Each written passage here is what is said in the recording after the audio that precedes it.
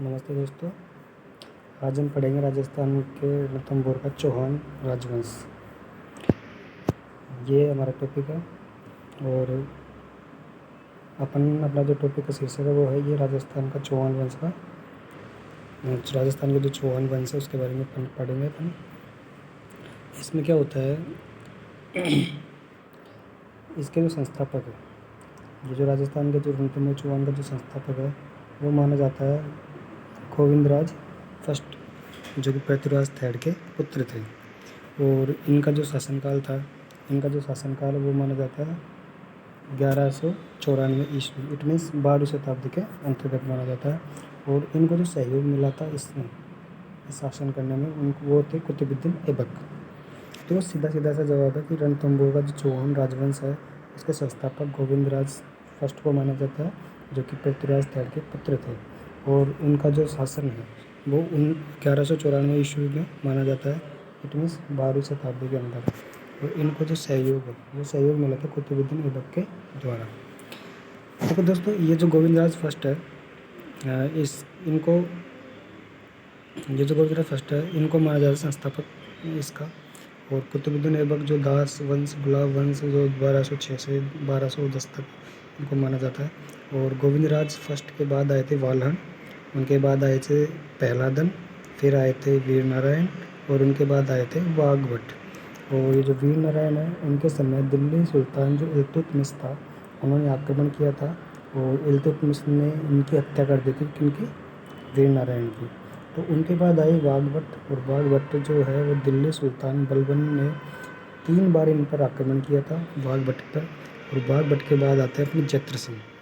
देखो, जो रणथंभौर जो शासन था उसमें जत्र सिंह की बहुत ही बड़ी भूमिका थी। और इन्होंने जो शासन किया था, जत्र सिंह ने जो शासन किया था वो क्या था, 32 वर्षों तक। कितने सालों तक शासन किया था? 32 वर्षों तक। और इन्हीं 32 वर्षों तक शासन करने की याद में उन्होंने एक छत्री का निर्माण किया था जिसको न्याय की छत्री कहा जाता है। और वो छत्री बनाई थी हमीरदेव चौहान ने, जो कि इनका क्या था, इनका पुत्र था। इनका पुत्र था वो जत्र सिंह के पुत्र थे कौन? हमीरदेव चौहान। इन्होंने 32 खंभों की छत्री का निर्माण करवाया था सवाई माधोपुर में, रणथंभौर किले में। और वो क्यों करवाया था? जत्र सिंह के ने जो 32 साल शासन किया था, तो अपने पिता के 32 साल के शासन के बदले इन्होंने एक छत्री का निर्माण किया था। और उस छत्री को न्याय की छत्री भी कहा जाता है, जो कि निर्माण कराया गया था हमीरदेव चौहान के द्वारा। देखो, नोट में भी लिखा हुआ है कि 32 खंभों की जो छत्री है वो मांडलगढ़ भीलवाड़ा में मतलब 2 है 32 खंभों की छत्री। पहली तो आपको मिलेगी हमीरदेव के द्वारा बनाई हुई, जो कि रणथंभौर में है। दूसरी आपको मिलेगी मांडलगढ़ भीलवाड़ा के अंदर।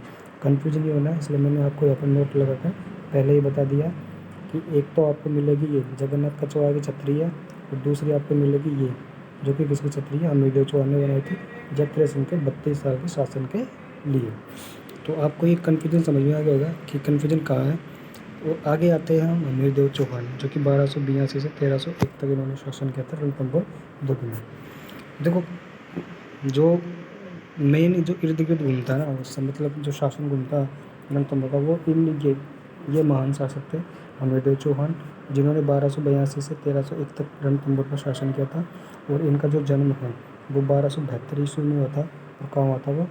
रणथंभौर दुर्ग में हुआ था। इनके जो पिता है वो जत्र सिंह थे। अभी भी देखा था कि हमीरदेव के पिता का नाम जत्र सिंह है, और जत्र सिंह ने 32 साल शासन किया था रणथंभौर दुर्ग में। तो उन्हीं के लिए जत्र सिंह ने 32 साल शासन किया, तो 32 खंभों की छत्री बनाई गई थी हमीरदेव के द्वारा। तो ये आपको पता है। और इनकी जो माँ है वो, उनकी माँ का नाम है हीरा देवी। जो हमीरदेव है उनकी माता का नाम हीरा देवी है। और इनका जो राज्याभिषेक हुआ था वो 16 दिसंबर 1282 ईस्वी में रणथंभौर दुर्ग में हुआ था। कब हुआ था भाई?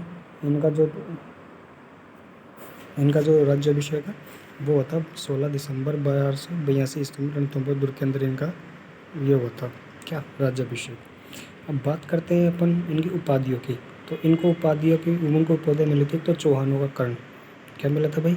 इनको एक उपाधि मिली थी चौहानों का कर्ण, दूसरी उपाधि मिली थी इनको भट्टी राजा, और तीसरी है इसको 16 युद्धों का विजेता। तो कौन कौन सी उपाधि है? पहली उपाधि इसको चौहानों का कर्ण कहा जाता है, दूसरा इसको भट्टी राजा कहा जाता है, और तीसरा इसको क्या कहा जाता है? 16 युद्धों का विजेता। तो इनको उपाधियाँ दी गई थी ना। और इनके जो गुरु है वो कौन है भाई, इनके गुरु कौन है भाई, राघव देव। अब बात करते हैं अपन हमीर देव चौहान और जलालुद्दीन खिलजी के बीच जो भी आक्रमण हुआ था वो। देखो, जब हमीर देव चौहान शासन कर रहे थे रणथंभौर किले में, तो जलालुद्दीन खिलजी ने इन पर आक्रमण किया था। और इनकी जो कुंजी मानी जाती है, इस रणथंभौर दुर्ग की जो कुंजी मानी जाती है वो मानी जाती है जैन दुर्ग को। इट मीन्स यदि आपको रणथंभौर दुर्ग में जाना है तो सबसे पहले आपको जैन दुर्ग की कुंजी, मतलब जो कुंजी है जैन दुर्ग, उसको नष्ट करना पड़ेगा। इट मीन्स पहले आपको ये जो जैन दुर्ग है ना, इसको जीतना पड़ेगा, जो कि रणथंभौर दुर्ग की क्या थी, एक कुंजी थी। तो 1292 में तित्ती आक्रमण किया था किन्होंने, जलालुद्दीन खिलजी ने। फर्स्ट आक्रमण किया था 1290 के अंदर, जो कि ये असफल रहे थे। तो 1292 में इन्होंने दूसरा आक्रमण किया, और लेकिन जलालुद्दीन खिलजी है वो इस रणथंभौर दुर्ग को जीत नहीं पाए। इट मीन्स वो जैन दुर्ग को भी नहीं जीत पाए। तो जब ये जीत नहीं पाया तो लास्ट में जाके ये कहते हुए जाता है कि मैं ऐसे दुर्ग मुसलमान के एक बाल के बराबर नहीं समझता। और ये एक बहुत ही इंपॉर्टेंट क्वेश्चन है। ये बराबर बनता है कि ये जो कथन है, ये वाला जो कथन है, ये किसने कहा था और किसके लिए कहा गया था। तो ये रणथंभौर किले के लिए कहा गया था। जब जलालुद्दीन ने 2 बार इनके पास होकर आक्रमण किया और दोनों बार ही नहीं जीता, तो जलालुद्दीन खिलजी ने ये कहा कि मैं ऐसे दुर्ग को मुसलमान के एक बाल के बराबर भी नहीं समझता। अब इसके बाद इनका जो ये जलालुद्दीन खिलजी और ये अलाउद्दीन खिलजी के चाचा थे ये जलालुद्दीन खिलजी। ये जो जलालुद्दीन खिलजी ना, ये अलाउद्दीन खिलजी के चाचा थे। क्या थे भाई, चाचा। तो ये क्या करता है अलाउद्दीन खिलजी, ये इसकी हत्या कर देता है जलालुद्दीन खिलजी की, और खुद दिल्ली का शासक बन जाता है। तो अलाउद्दीन खिलजी के द्वारा रणथंभौर दुर्ग पर आक्रमण के कारण क्या कहते हैं, एक तो गुजरात से लौट रही एके का मतलब था अलाउद्दीन खिलजी। तो अलाउद्दीन खिलजी की सेना को रास्ता न देना, विद्रोहियों को शरण देना, साम्राज्य विस्तार निधि और मीर मोहम्मद शाह चिमना बेगम की कहानी। तो चिमना बेगम जो थी वो अलाउद्दीन खिलजी की बेटी थी, और मीर मोहम्मद शाह जो इनकी सेना में था।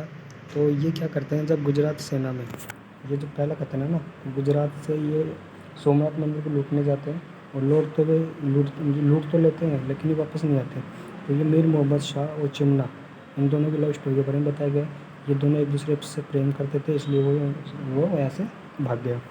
दूसरी बात यह है कि विद्रोहियों को शरण देना। इट मीन्स इसके पास शरणार्थी के रूप में आते हैं ये, तो इनको शरण दे देता है कौन, अमीर देव। तो उस वजह से ये दुर्ग पर आक्रमण करता है। बात करते हैं अपन रणथंभौर दुर्ग का साका। देखो, साका का मतलब मैं आपको बता दूँ साका क्या होता है। एक तरफ तो होता है जौहर और एक तरफ होता है केसरिया। ये दोनों जब, एक तो जौहर एक है केसरिया, ये जब ये दोनों मिल जाते हैं तो वो कहलाता है साका। तो रणथंभौर दुर्ग का पहला साका है जो कि कब हुआ था, 11 जुलाई 1301 में। और आक्रमणकारी कौन था, अलाउद्दीन खिलजी। जौहर किसने किया था, रंगदेवी ने किया था। कहाँ पे किया था, पद्मला देवल, इन्होंने जौहर किया था। और ये जल जौहर था। इट मीन्स जल के अंदर समाधि ली गई थी, और कहाँ पे ली गई थी, पद्मला तालाब में, जो क्या वो रणथंभौर दुर्ग में देखने को मिल जाएगा। देखो, और ये जो युद्ध हारने का कारण था, ये रणमल और रत्तीपाल इसके जो सेनापति थे, इन्होंने एक साथ मिल गए ये दोनों। इट मीन्स इन्होंने अलाउद्दीन खिलजी के साथ मिलकर रणथंभौर दुर्ग को क्या कर दिया, धोखा दे दिया। धोखा देने की वजह से क्या हुआ, ये युद्ध हार गए हमीर देव। और यदि बात की जाए केसरिया की, जौहर तो किया रंगदेवी ने, और ये जौहर केसरिया है ये किया था हमीर देव ने, है ना। जब जौहर प्लस केसरिया मिलकर क्या बनता है भाई, साका। देखो, नुसरत का इसमें जो मेन युद्ध हुआ था रणथंभौर का जो युद्ध हुआ था अमीर देव और अलाउद्दीन खिलजी के बीच में, तो जो नुसरत था ये एक का प्रमुख सेनापति था, जो कि रणथंभौर अभियान में मारा गया था।